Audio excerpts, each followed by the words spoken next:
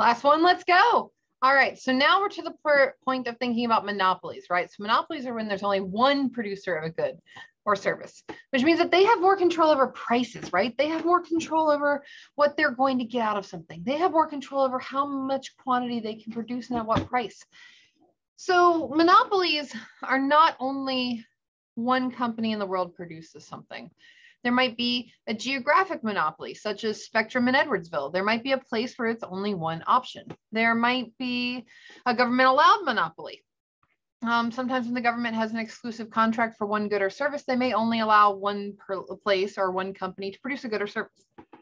There are lots of different reasons why there may be a bound where there's only one provider of a good. A good example is water, right? In the city of Edwardsville, you have to use City of Edwardsville water. That is where you get your water from. It is a company that is owned by the city and maintained by the city. Why is that allowed to be the only water company in Edwardsville? Well, it'd be very difficult to do otherwise, right? It'd be very difficult to have water go to everybody's house and either rip up everybody's front yard 3 or 4 different times for different companies in the area, which is a huge cost, or use the same piping, but then who maintains that piping? How much of the water that comes into your tap is from company A versus company B? It would cause a logistical nightmare to have more than one company. So sometimes we allow for monopolies because it just makes logical sense to do, or it makes mathematical sense to do. So with monopolies, the one that I'm going to talk about is just the idea of like Spectrum in Edwardsville. I know we have AT&T with fiber now, but I'm mad that it's not in my neighborhood. So we're going to assume that Spectrum's the only option. Spectrum, let's say, is a local monopoly in this case. It's the only one that really operates in Edwardsville because there might be a very high price for another person coming in, or there's just no room for competition right now. Demand for Spectrum is the entire demand of the Edwardsville market. So when I'm saying the demand for Edwardsville, the market demand for Edwardsville for internet and for Spectrum, we're talking about the demand curve as opposed to individuals, right? So Spectrum has a control on the price. They are a price maker. They can come into the market and they can tell us how much that internet's going to be. They don't have to have whatever price every other internet provider uses. They can have a price that they determine for this market. Now, how they determine the price for this market, now that's actually a kind of interesting part. So you remember just a few, I don't know if it's a few minutes for you, but a little bit ago when we started talking about this like flat marginal revenue curve when it comes to perfect competition. There's not a flat marginal revenue curve when it comes to monopolies. So let's actually draw out both. So let's say that and we'll just compare them together. Let's say in perfect competition,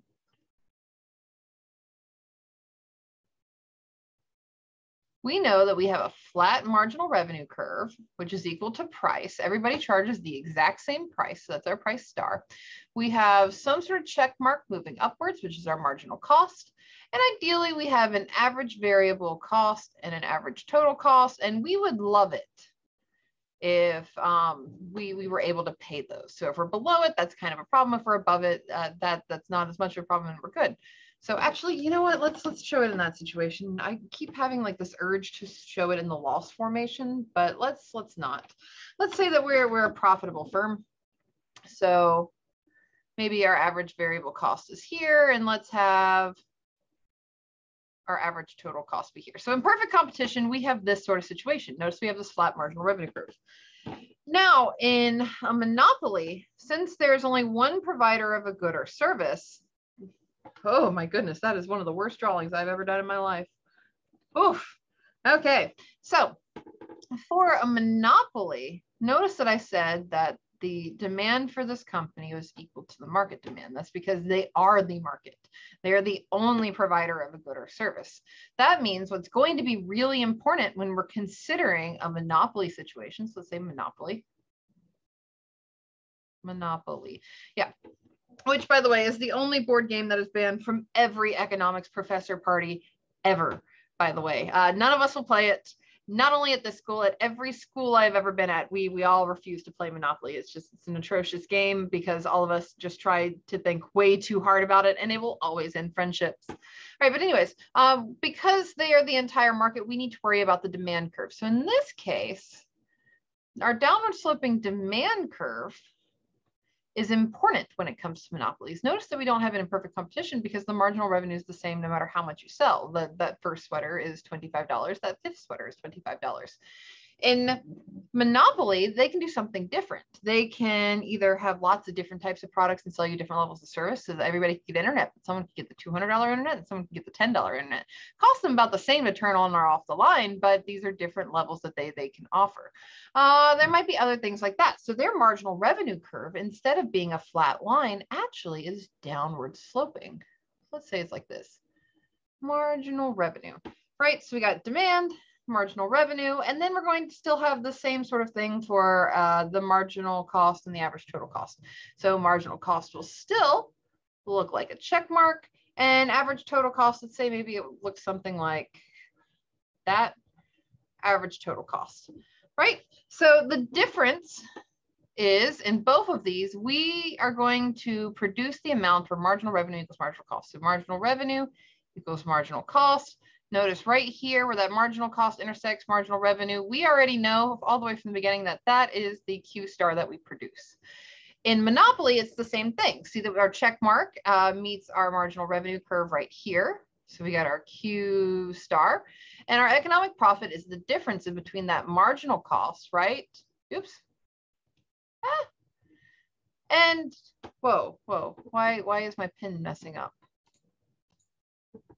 There we go. I think I got it working. All right. So where marginal revenue equals marginal cost, at this amount of quantity, we have to think about the difference in between what people are willing to pay for a good or service and what the cost of providing that good or service is.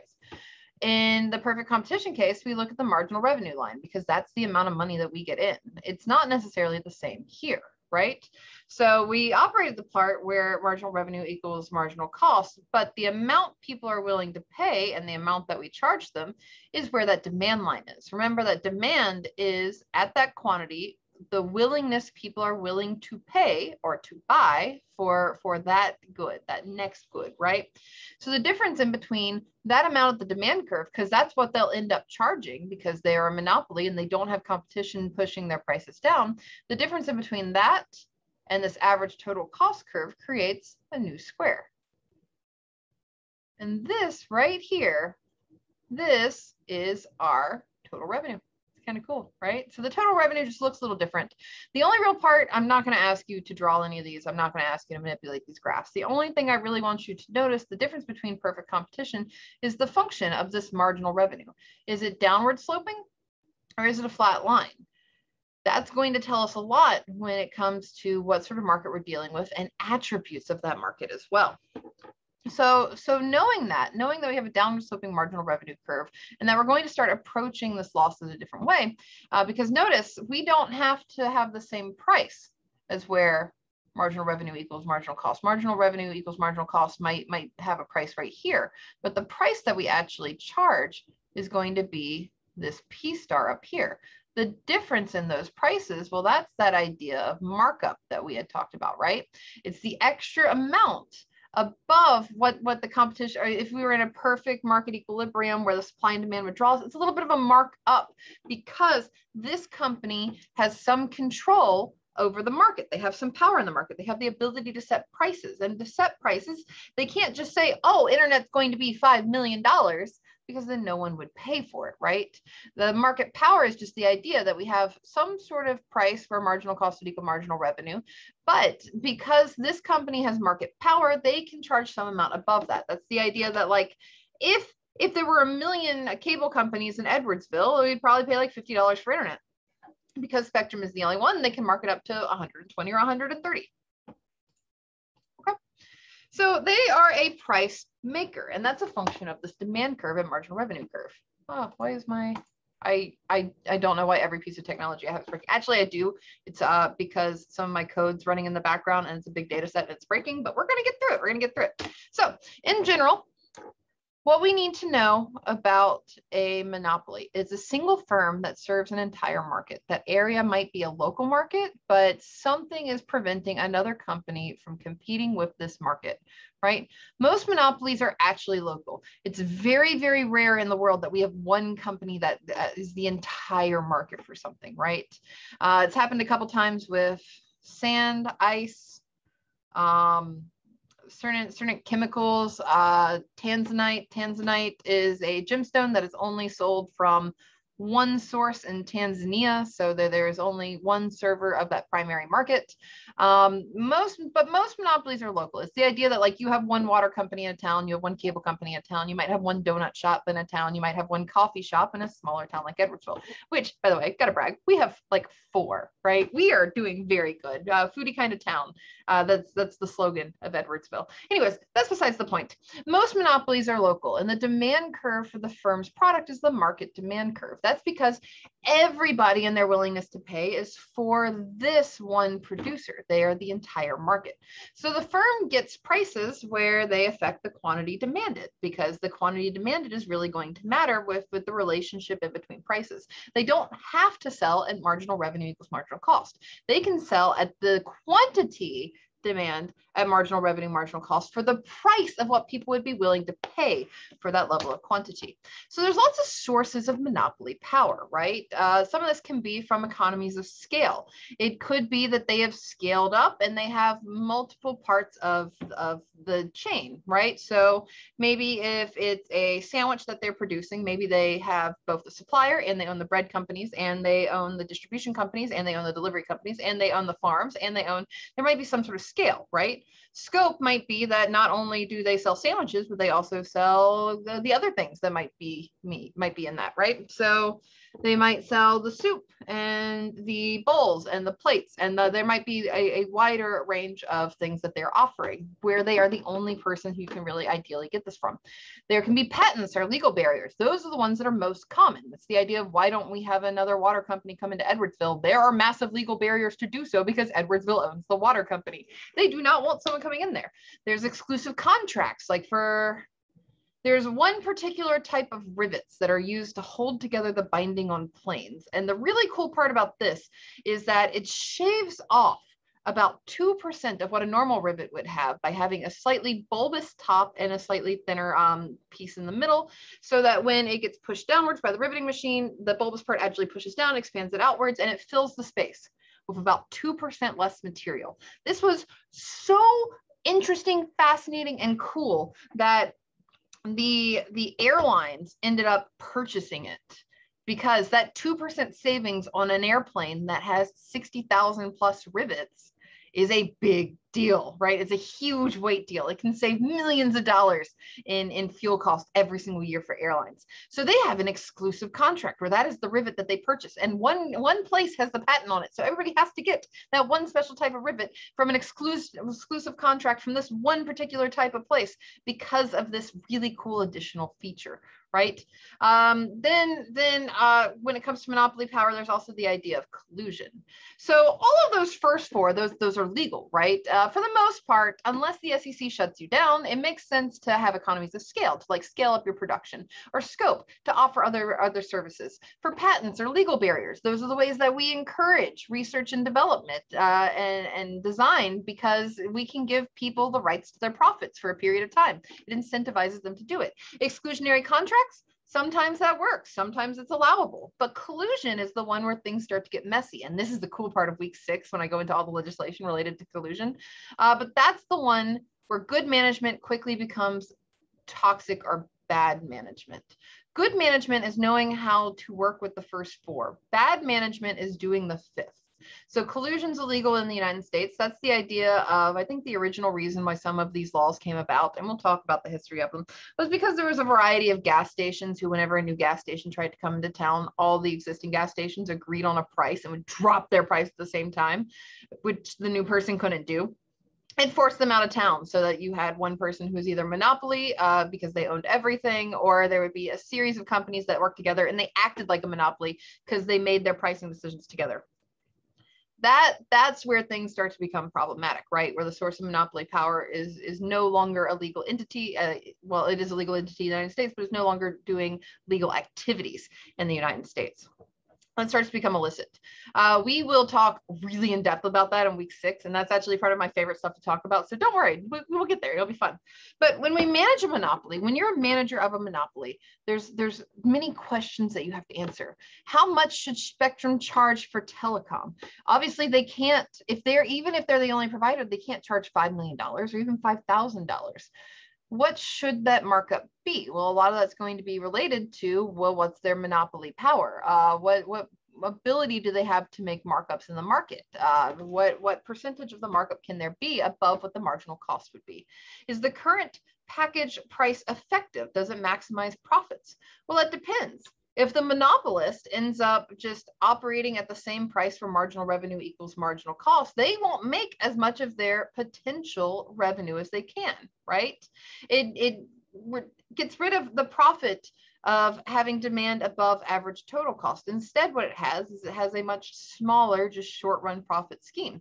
While for monopolies in the long run, there can be profit if they're the only person who's operating in it. And that's part of the function of having a downward sloping demand and marginal revenue curve, as opposed to a flat marginal revenue curve. And that's just kind of cool to think about, right? So let's think specifically about how to calculate marginal revenue. In this, we notice that price is not the same as it was in our example for perfect competition. I don't give you just one number. Instead, price is a function of some number minus quantity, right? So monopoly doesn't follow the rule where price has to be equal to marginal revenue. Often price is above marginal revenue. Now, what is the marginal revenue if a firm is only considering a demand curve? That's going to be related to the slope of the demand curve, right? You would just take the first derivative of the demand curve. I'm not going to make you take a derivative in this course. Instead, what we're going to do is we're just going to work through this step by step with a simple example, trying to avoid doing the calculus that we would normally go for, right? Instead of taking the derivatives and making them equal to each other, let's go through just a simpler example to think about what this would mean. So let's actually draw this out. Okay, so I know there's a lot on the screen. Don't you worry. But let's think about what we're actually going to try looking for, and then we'll break down all the different pieces, and you can follow along either on the slides or with me. But this is the reason why we're trying to figure out marginal revenue, because notice that marginal revenue in the perfect competition model, that's a flat line. The marginal revenue in the monopoly model, it's a curve, right? We need to know what the slope of this curve is. That's the important part so we can figure this out. So with the example that I gave you in your slides, let's break down what the two different pieces are. So much like in the last one, I give you the price and I give you the marginal cost. So let's say that we have a given, and this is going to be for monopoly. Yeah. So we're given, let's say I give you a price. So let's say that price is equal to 200 minus Q, because that's what we got on the slides. So the most anyone would pay is $200. Minus Q is just some sort of adjustment from there. But if Q equals 0, then that means the absolute most someone would pay is 200. For the first one, they'd be willing to pay 199. For the second one, 198, so on and so forth. It's that downward sloping demand curve, right? As the price comes down, quantity increases. Okay, the next thing that I give you is marginal cost. So marginal cost in this one is going to be equal to 5Q. So the first thing that we need to think about, much like the last time, is, well, no, let's start with quantity. The first one we're going to think about is the optimal output. So optimal output. What's the Q star in this situation when we're starting to think about this in a different way? Well, first we need to think about marginal revenue. Okay, all right. I'm at first going to show you the calculus version of this, and then you're going to hate it, and then I'm going to show you the non-calculus version of this. So what marginal revenue is it's just taking the derivative of total revenue. So total revenue is price times quantity. It's how much we're selling and for what price. So in this case, total revenue equals the price that we have. So the 200 minus Q, and we're going to multiply that times the quantity that we're going to sell. So total revenue equals 200Q minus Q squared. If we take the derivative of that, what we end up getting is 200 minus 2Q. But you don't even have to worry about that much because we only do linear demands in this class. So we have the demands that are going straight downwards at a constant slope. In that case, one thing that we always have for linear demands is if you take the price, so price equals some sort of A plus BQ. If you multiply that B by 2, you get what the marginal revenue is. So here we have marginal revenue, which is that partial derivative of total revenue, right? Am I going crazy? No.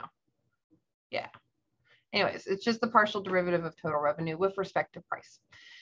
So here what we'd have is just multiply that middle part. So if we know that our price is 200 plus, let's just assume that there's a 1 there, Q, like we have up here, 200 minus Q. Oh, minus Q. I'm just losing my brain today. We're going to multiply that 1 in the middle by 2. So we're instead going to have 200 minus 2Q instead of 200 minus 1Q. This right here, this will give us what the slope of our marginal revenue curve is going to be. So when we go back up here, we think about this, we know that our marginal revenue is going to be 200 minus 2Q. All right, we got one step of the equation. So we know that if we look at it, we're going to produce at the quantity amount where marginal revenue equals marginal cost. That's not necessarily what we're going to charge for it, but that's how much our quantity is going to be. And the first part of this is figuring out that Q star. So with that, we already know what the marginal cost is. We know that marginal cost is 5Q. I gave you that part. All right, well, let's make marginal revenue equal to marginal cost, where we have this 200 minus 2Q, and we're going to equal that to 5Q. All right, everybody follow me along so far? Yeah, we're doing good. Okay, then let's move that 2Q over. So we're going to add it to both sides. We're going to have 200 equals 7Q.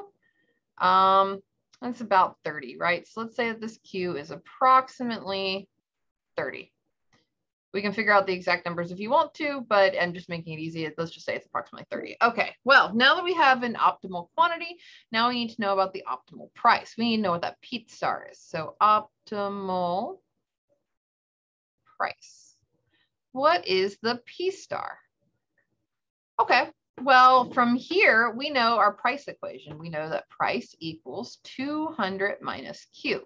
So here we know that the price that we're going to need is going to be 200 minus about 30, right? So the price is going to be about $170. Woo, all right, so we know this Q star is about 30, this price is about 170. Okay, so now we need to think about maximizing profits because that's the last piece of the equation. We have Q, we have P, now let's think about profits. So remember that profits are going to be equal to our total revenue minus our total cost. Easy enough.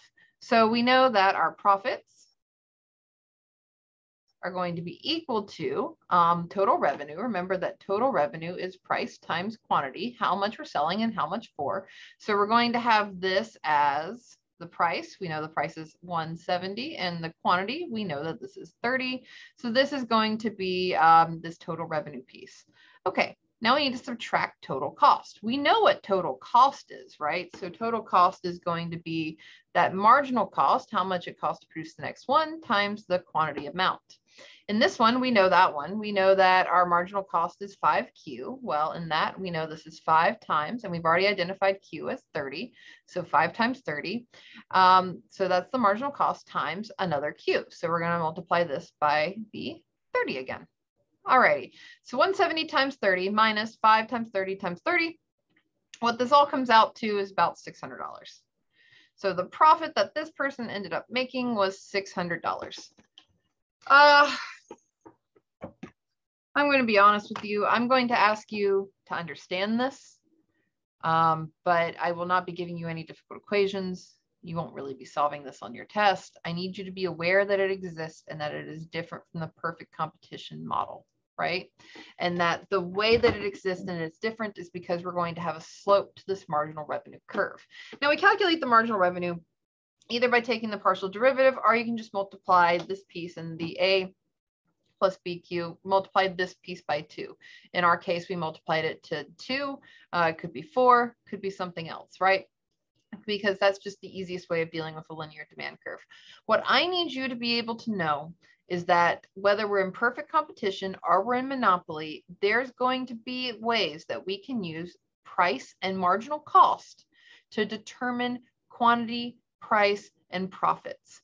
How we figure out the optimal output, our Q star, is by making marginal revenue equal to marginal cost. That step is the same regardless if it's a perfectly competitive model, a monopoly model, or a monopolistic competition model. Optimal price, in perfect competition, that's just going to be equal to the price I give you. In monopoly, that's going to be the price I give you and subbing in for what that Q is, right? So you take whatever that optimal quantity is and you substitute it into the price equation in the monopoly form.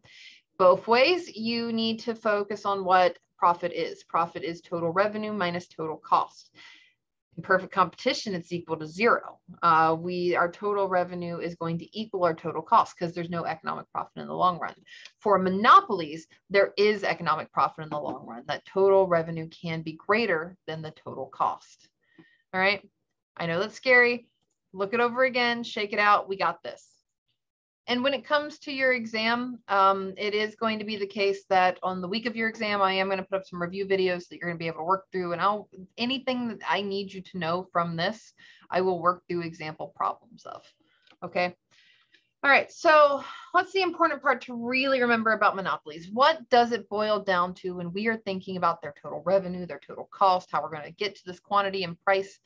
Because price is not just given to us in monopolies, we make the price in monopolies, which is relative to the markup that we have. Monopolies are great at maximizing profit, but are they necessarily efficient? Well, no. Right? They don't operate where supply equals demand because that's at a lower price. That's what a perfectly competitive world would do. Monopolies, because they have market power, operate at a price point that's above this, right? It's what people are willing to pay on their demand curve, but it's not necessarily where supply equals demand. It's going to be where marginal revenue equals marginal cost. That amount of demand minus the average total cost.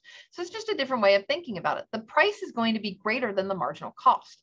We assume that things are efficient when marginal cost equals the price, because that means that there's no deadweight loss. The amount of trades that are being made, the amount and quantity that people are demanding in the market perfectly equals the amount and quantity being supplied to the market. But that's not necessarily the case for monopolies. Monopolies produce slightly less. They have a smaller quantity than they would have if they had supply equals demand. They have less output and they have it at a higher price. So there's a deadweight loss to monopolies, right? There's untapped markets, there's consumer surplus we don't have, there's some trades that will not be made because it's a reduced amount of quantity compared to if there was full competition, but there's also some benefits to it too. Sometimes it doesn't make sense to rip up your front yard 6 times for all the different tech companies coming into town offering internet services. Sometimes it doesn't make sense for us to hold up water in Edwardsville multiple times because new companies come in over and over and over, or the logistical nightmare of trying to figure out if you got water to your house, how much came from each company. Sometimes those costs are so high that it is worth the deadweight loss of a monopoly, where yes, it is, prices are higher and we have less quantity. But that difference is at the cost savings of not having to do really expensive things, like set up a lot of capital, like set up very large investments into research and development that may not be efficient for lots of companies to provide. It might make more sense for one company to provide it, because though we have the deadweight loss that comes from this, it may not be as much as the unintended externalities and harm that could come from the competitive element for certain things, such as water in a town, or one particular type of rivet that a place has a patent on that makes airplane flying more efficient, right? So why do we have monopolies? Well, it's because of this beneficial effect, right? Sometimes the economy of scale on price and output, yeah, it's more expensive when we have less of it, but it's way better than having a constant, or than the harm of, or this harm of the concentrated market power of this reduced quantity and increased price might be way better than all the issues that come with moving things to a competition where there might just be a very large startup cost, or we might have people doing it in a way that's environmentally damaging, or there might be something else like this, right? So in this case, if it makes more sense and the beneficial elements of economy of scale and price and output may outweigh the harm of concentrated market powers, in this case, we might have a natural monopoly, a monopoly that exists because it kind of makes sense for it to, right? Even if we did allow more water companies into Edwardsville, it's very unlikely that any would want to come here because it'd be such a high cost to start up. in a place that already has water service provided to it. So not many people would switch to their company. Also, this monopolies allows to encourage innovations, right? The rivets that I was talking about on airplanes, if it wasn't for the fact that they knew if they developed this new type of rivet, that they could have the patent on it and be able to have exclusionary contracts for a short period of time while they recompensate a lot of the money that they spend on the research and the development and the material of designing these rivets. Well, they do it because they can recompensate that, right? They may not have done it otherwise. If it was the fact that rivets had 5 million competitors, and the moment that you made yours better, everybody can make theirs better, airplanes will be lighter, but you don't really have any reason to create that new technology because you get no profits from it in the short run. The ability to have monopolies based upon technological change encourages innovation. And the length of that innovation can be interesting. It's something that we think a lot about in patent law that we're going to think about in the 6th week of this course. Does it make sense for us to have a patent for 12 weeks where you can get all the profits from something for 12 weeks? Is it better to have it for 70 years? We see that a lot now, especially with literary devices. Some ideas and concepts and books and music and everything else, their patent or their trademark or their ability to have a copyright on it extends to 70 years past the life of the author.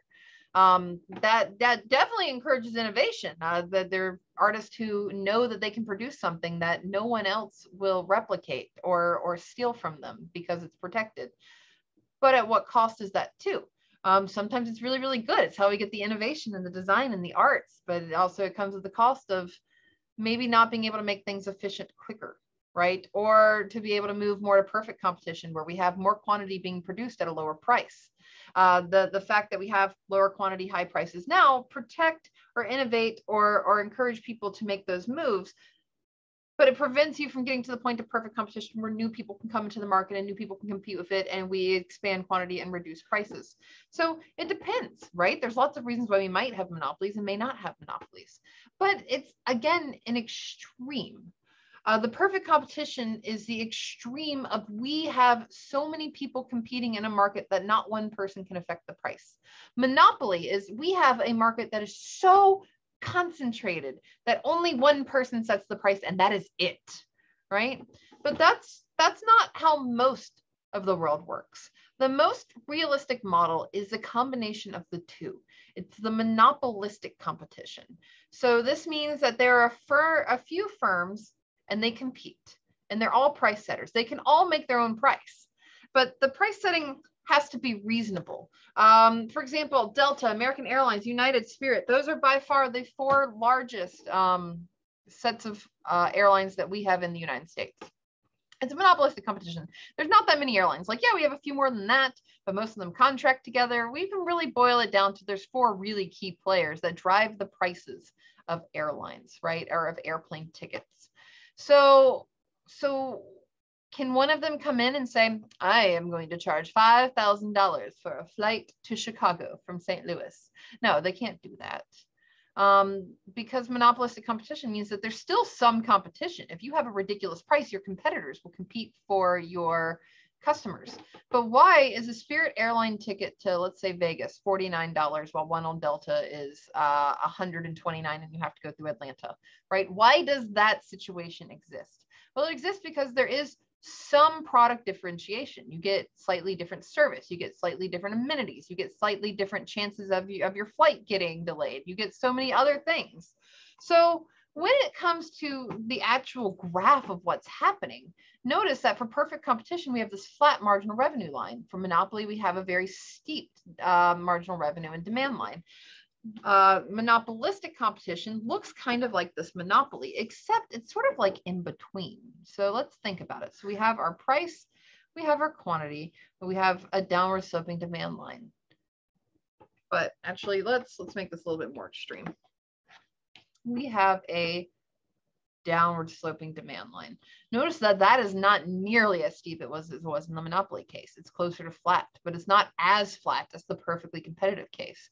It's somewhere in between. And here They will also have this marginal revenue curve and this demand curve, and they'll have the check mark marginal cost, and then they'll have some sort of average total cost.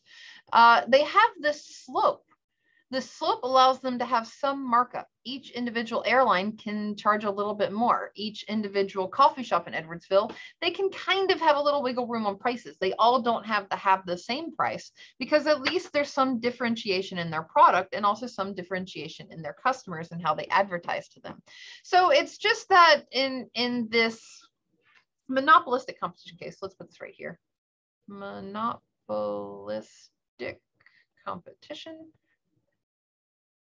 You still set your prices where demand is, but because there's more suppliers of the good and there's more choices for the consumers, the demand curve is flatter, right?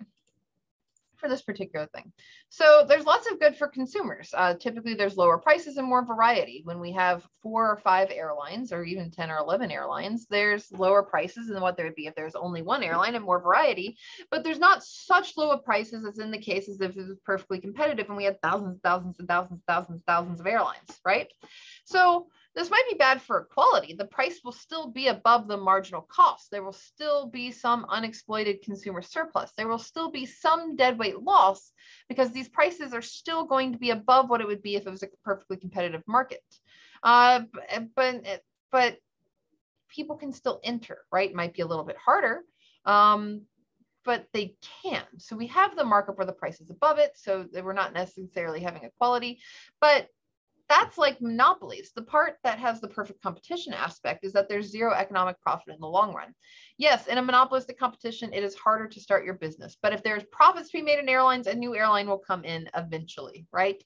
If there's money to be made in telecom, a new company will come in eventually. So it's bad for managers in the fact that much like perfect competition, there's zero economic profit in the long run, but that's in the long run.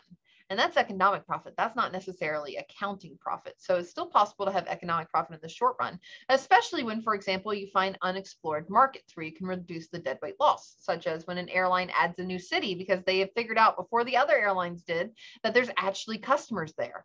But as soon as the other airlines realize, there's customers there, then you start to have competition, things get driven down, there's zero economic profit in the long run. But in the short run, there is economic profit. And it's neat and it's fascinating. And this is more of the realistic expectations of when it comes to the idea of marginal revenue, marginal cost, and price, right? So there's long run advantages also from monopolistic competition because as other firms enter, market competition or market concentration reduces. There's less market power in one particular business or industry, but market quantity goes up. As that happens, individual firm quantity goes down. So as there's more and more options within the market, each firm slightly has less market concentration. It eventually drives the prices down and it increases quantity, but not nearly to the extent as a perfectly competitive firm. So it's still beneficial to people. Eventually it will get to the point where it's very affordable and all trades are being made, but it takes time. And the availability of these innovative procedures or the innovative ideas are starting like an airline, the idea of the spoke and wheel system and airlines that only happened because there was ability to make profit for a while and it encouraged the innovation and it encouraged people to enter this industry. And eventually as there's more competition, prices go down, quantity goes up. And that is how all markets eventually seem to act, right? Unless it's the extreme case of a perfectly competitive market where, for example, in agriculture, or the extreme case of a monopoly, which typically happens in local markets for utility services. Pretty much everything else operates in this monopolistic competition area where there's going to be changes to who comes into an industry, to who competes in an industry, to what happens to prices and quantity, and then in turn, what happens to deadweight loss within that society. And in this, because of the functions of the market, that's how we have the innovation. It's how we have the special pieces of growth and design and why things change and why technology gets better. And it all relates to competition at the end of the day, because that's a long run advantage of monopolistic competition. So with that, I think that's all we're going to go through today. We learned a lot here. We learned a lot about optimal prices, optimal quantity, how to calculate it, and the differences in concentrations. So everything from a zero concentration, a million different firms, to very, very highly concentrated and all the pieces in between it. Now, there's a lot of regulation backing behind them. Why do these act the way they do? Well, that's what we're going to get into in week 6, and I think it's a lot of fun. But for now, be sure to go and check out the project details video. And then I will also have some more information for you in the introduction video, and possibly I might put up the other videos from week 5 a little early. We'll find out, and I will go through that in the introduction video. But everybody have a great one. If you need anything from me, let me know, and I'll talk to you later. Bye.